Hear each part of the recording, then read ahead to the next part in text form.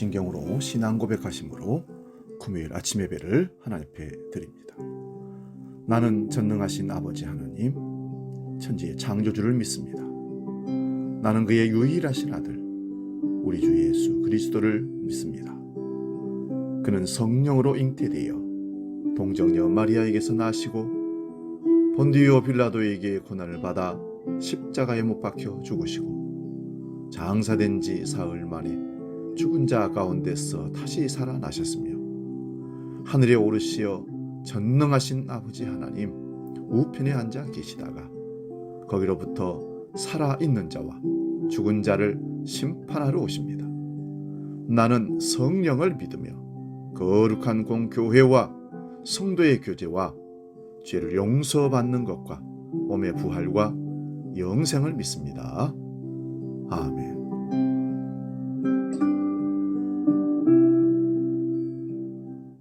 찬송가 262장 날 구원하신 예수님 함께 찬송합니다.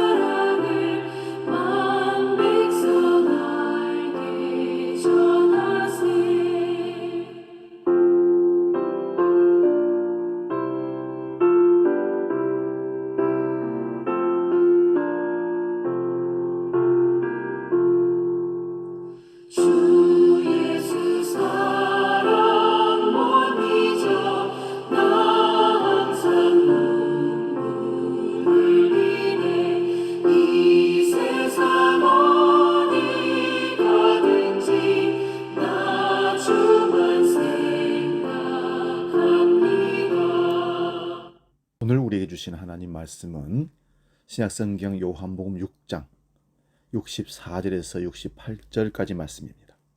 이 말씀 봉독할 때에 살아계신 주님의 음성을 들을 수 있기 바랍니다. 요한복음 6장 64절에서 68절 지금 봉독합니다.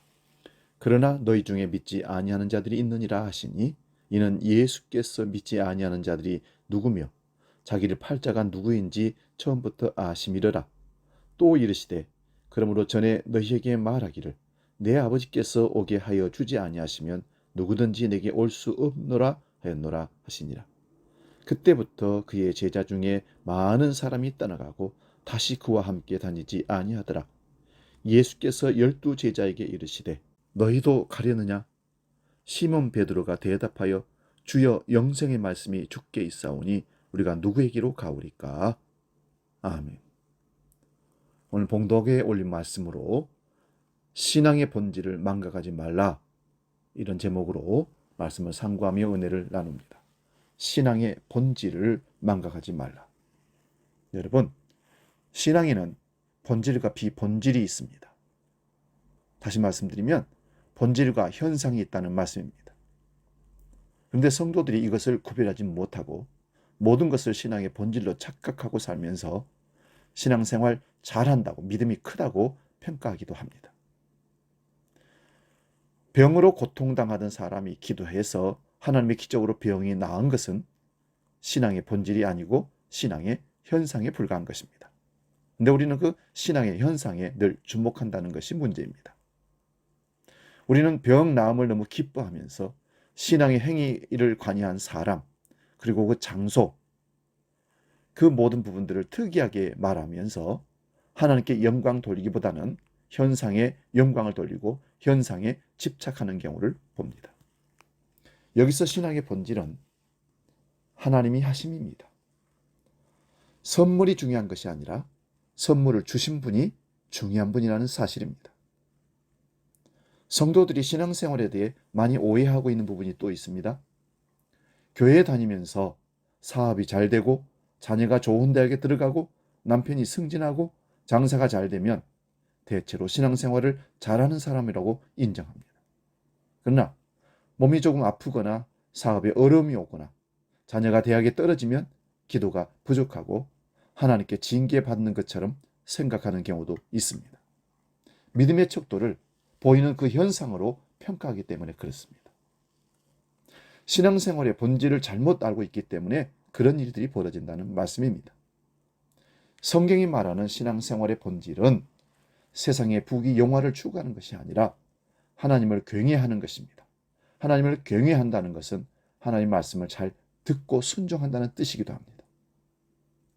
하나님을 절대 주권자이자 통치자, 삶의 주인으로 인정하는 것, 그것에서 출발해야 신앙이 제대로 출발한다고 말할 수 있습니다.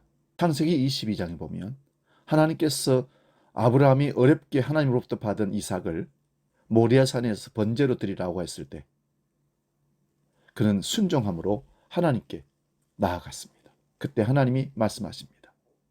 네가 네 아들 네 독자까지도 내게 아끼지 아니하였으니 내가 이제야 네가 하나님을 경외하는 줄을 아노라. 여호와께서는 호렙산에 선 모세에게 신명기 4장 10절에서 이렇게 말씀합니다. 나에게 백성을 모으라. 내가 그들에게 내 말을 들려주어 그들이 세상에 사는 날 동안 나 경외함을 배우게 하며 그 자녀에게 같이 가르치게 하리라. 신앙생활의 출발, 믿음의 출발이 하나님을 경외하는 것이라고 강조하고 있습니다. 아까도 말씀드렸습니다마는 하나님을 경외한다는 것은 하나님 말씀을 듣고 순종한다는 것을 꼭 기억하십시오. 신앙생활의 열매는 세상이 말하는 복이 아닐 수 있습니다. 하나님을 경외하는 것과 세상의 복을 추구하는 것은 완전히 다르기 때문입니다.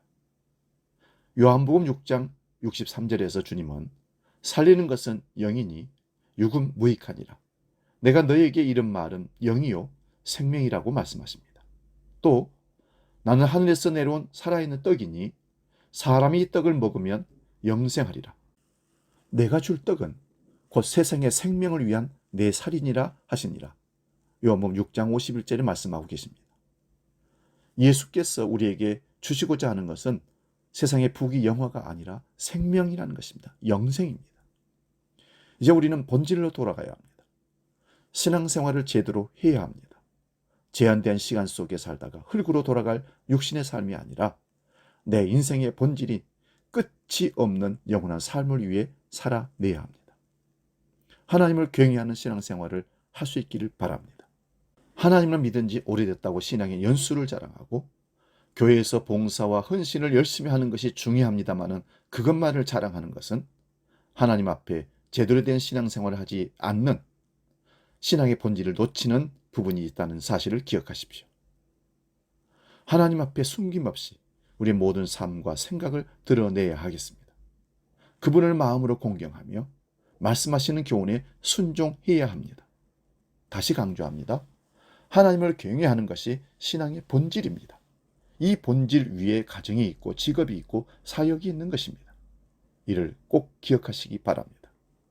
예수님께서는 억지로 죽임을 당한 것이 아닙니다.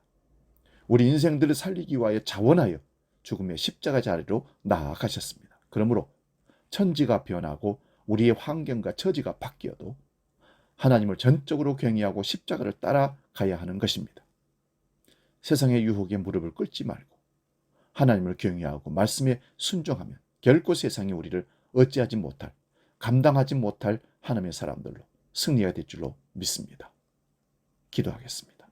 하나님, 신앙의 본질을 놓치고 현상에 집중하는 잘못된 신앙을 바로 고쳐주시고 신앙의 본질로 하나님을 경외하는 말씀에 순종함으로 영생을 성취하는 우리 모두가 되게 하여 주시옵소서. 주기도로 함께 기도합니다. 하늘에 계신 우리 아버지, 아버지 이름을 거룩하게 하시며 아버지의 나라가 오게 하시며 아버지의 뜻이 하늘에서와 같이 땅에서도 이루어지게 하소서. 오늘 우리에게 일용할 양식을 주시고 우리가 우리에게 잘못한 사람을 용서해 준 것 같이 우리 죄를 용서하여 주시고 우리를 시험에 빠지지 않게 하시고 악에서 구하소서. 나라와 권능과 영광이 영원히 아버지의 것입니다. 아멘.